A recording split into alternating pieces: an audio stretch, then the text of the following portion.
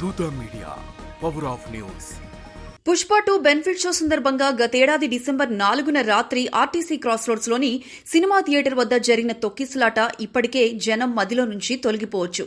ఆ ఘటనలో కుటుంబంతో సినిమాకి వచ్చిన రేవతి అక్కడికక్కడే మృతి చెందగా తీవ్రంగా గాయపడిన 9 ఏళ్ల బాలుడు శ్రీతేజ్ ఆస్పత్రికే పరిమితమయ్యాడు.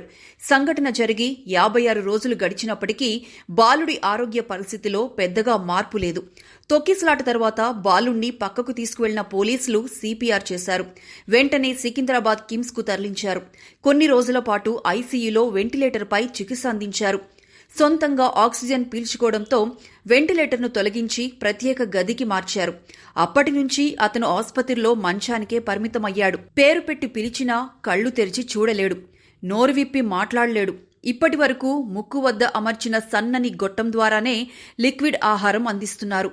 వైద్య సిబ్బంది ఫిజియోథెరపీ చేస్తున్నారు. అయినా ఆరోగ్య పరిస్థితిలో పెద్దగా మార్పు లేదు. ఎప్పుడు కోలుకుంటాడో వైద్యులు కూడా చెప్పలేని పరిస్థితి.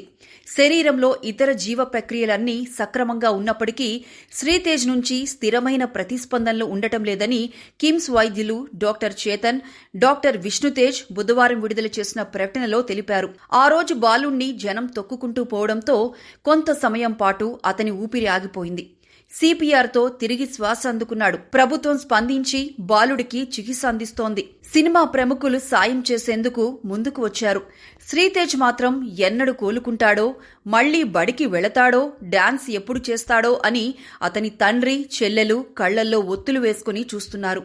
For more updates please subscribe దూత మీడియా.